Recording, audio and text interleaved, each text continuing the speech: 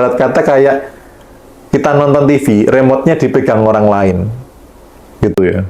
Suruh sana, suruh sini, dibenci sama si A, nanti kita pakai topeng, ketemu si B pakai topeng, dan seterusnya. Itu hanya demi untuk membuat orang lain suka. Ya. Itu energi frekuensi yang di bawah gitu ya. Kalau di vibrasi itu masih di vibrasi force.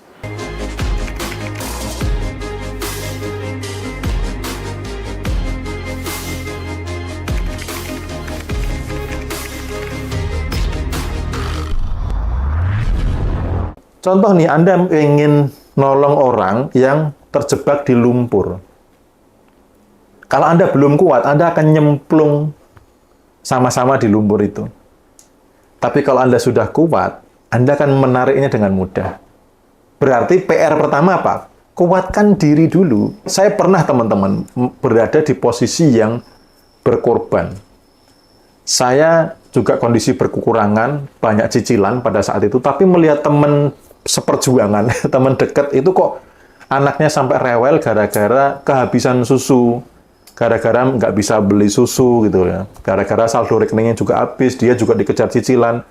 Rasanya tuh pengen berkorban, pengen membersamai, bisnis bareng-bareng, untung 100.000 dibagi 2, 50-50 gitu loh. Tapi setelah saya belajar tentang energi, akhirnya saya dipahamkan sebuah konsep, kuatkan dulu dirimu. Karena ketika kamu kuat, kamu hanya akan bermanfaat jauh lebih banyak daripada hanya temanmu yang satu itu. Dan ketika saya praktekkan, saya menguatkan diri saya dulu. Sekarang dampaknya, saya bisa bantunya lebih banyak orang. Gitu. Jadi gitu ya. Jadi seimbang, bukan ego, bukan acuh tak acuh, tapi bukan juga yang terus-terusan berkorban untuk orang lain, sampai dirinya tidak keurus. Yang paling bagus adalah keseimbangan. Ya. Mas, aku sering pusing, lemes kalau sama orang yang energinya low. Berarti Anda tipe yang empat banget. Itu harus harus bisa membuat pagar energi dan lain sebagainya. Supaya nggak terlalu kedampak. Kalau di kelas offline nanti saya bantu untuk prakteknya. Gimana sih membuat pagar energi dan lain sebagainya. Supaya apa? Nggak kedampak dengan orang-orang yang energinya low. Sampai lemes, mual, muntah, pusing gitu ya. Karena ketemu dengan orang yang energinya low. Tapi yang paling penting dari itu, di dalam diri Anda ada energi yang terpancar di frekuensi low, sehingga Anda menarik orang yang seperti itu. Kenapa orang yang suka menggosip teman-temannya banyak? Karena di dunia ini banyak orang yang bermental kekurangan daripada yang kelimpahan. Cek aja data fakta, ya orang kaya sama orang miskin banyakan mana, gitu loh. Nah, kalau saya mending sedikit teman yang berkualitas daripada banyak tapi mohon maaf, saya jadi tempat sampah. Saya tidak mau. Gitu. Beberapa teman-teman dekat saya dulu yang berkekurangan itu mulai meninggalkan saya. Tidak apa-apa, karena salah satu tanda frekuensi naik, Anda mulai ditinggalkan beberapa orang. Dan orang-orang yang spiritualitasnya itu udah tinggi, udah tajam, mereka sangat menikmati momen-momen sendiri. Gitu. Contoh nih, dulu Anda yang suka keramaian, sekarang sudah nggak suka keramaian. Dulu Anda yang tidak betah sendiri, sekarang kok sendiri, ngobrol dengan diri, merefleksi diri, lebih senang. Itu berarti perjalanan spiritual Anda udah bagus. Lalu orang-orang yang di frekuensi bawah itu mulai meninggalkan Anda satu persatu. Itu malah bagus. Gitu loh, itu malah bagus. Itu tandanya energi Anda itu mulai naik. Energinya mulai naik. Gitu. Tapi kalau energi Anda masih di low, nah itu. Anda punya banyak teman tapi pengeluh semua. Itu energinya berarti low. Gitu. Beberapa perilaku spiritual, ya mentor-mentor, pembicara dan sebagainya. Ketika saya sharing, ngobrol gitu, mereka tuh punya kemiripan yang sama. Suka menyendiri, suka merenung, suka meditasi gitu loh. Ya. Jadi bukan suka yang menghabiskan waktu tuh bergerombol banyak orang membicarakan hal yang sia-sia gitu ya. Membicarakan hal yang mubazir, yang tidak bermanfaat gitu, tidak mau menghabiskan waktu dengan begitu. Dengan dia sendiri, ngobrol dengan diri, berinteraksi dengan semesta, itu mereka menikmati momen-momen itu, gitu. Orang-orang yang berkualitas kok dibenci banyak orang, ya nggak apa-apa. Nggak apa-apa, gitu loh. Anda takut dibenci sama orang di level bawah, ya ikut aja di level bawah gitu. Tapi kalau teman-teman belajar vibrasi, ya kan, di situ ada skor 175, kalau itu terlampaui, itu enak gitu loh. Sudah nggak ngejar nilai tentang diri. Contoh nih, saya dibenci orang gitu ya, ya sudah nggak apa-apa. Gitu loh. Mas Bimo ada yang nggak suka, nggak apa-apa. Hidup saya bukan untuk membuat orang lain semuanya suka sama saya kok gitu loh. Wong presiden aja banyak yang nggak suka kok. Nabi-nabi aja ada yang beberapa tidak dihargai di tempat asal kok. Masa saya seorang Bimo pengen membuat semua orang suka sama saya? Enggak. Kalau di antara Anda ada yang nggak suka dengan saya, enggak apa-apa. Saya tetap tidur nyenyak, saya tetap beraktivitas, saya tetap melakukan hal yang bermanfaat, yang berdampak. Tidak peduli gitu. Ya, gitu. Oke, gitu ya teman-teman ya. Jadi, jangan sampai diri Anda itu menjadi kendali atas orang lain. Omongan orang lain mengendalikan Anda. Terus omongan tetangga mengendalikan Anda. Itu ibarat kata kayak kita nonton TV, remote-nya dipegang orang lain. Gitu ya.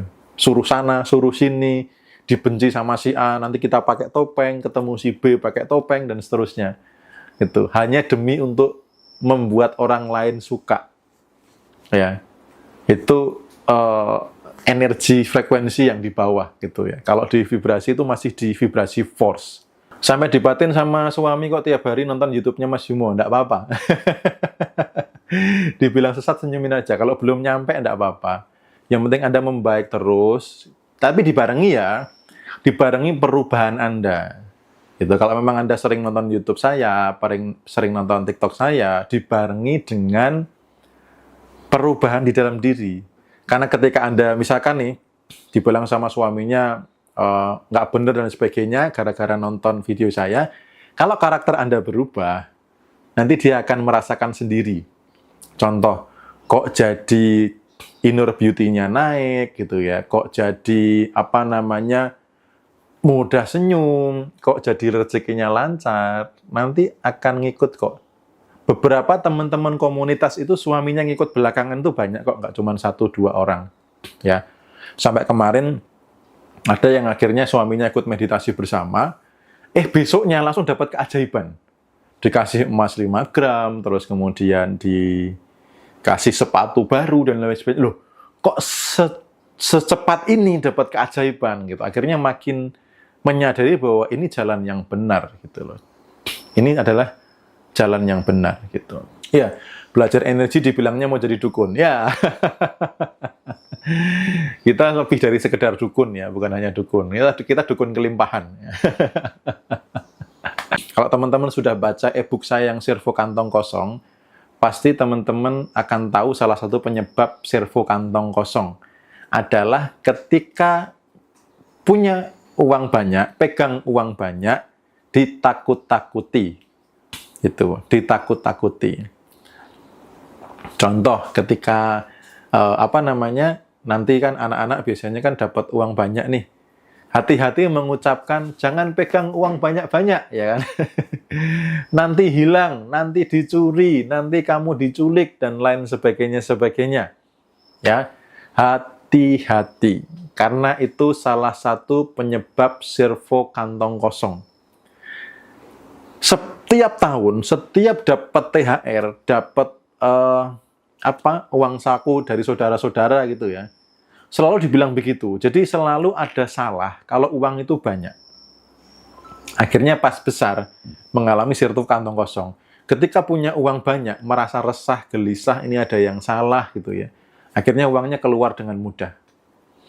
Gitu. Jadi hati-hati buat para orang tua, nanti ketika anak terima uang banyak, nah, jangan sampai disugesti negatif.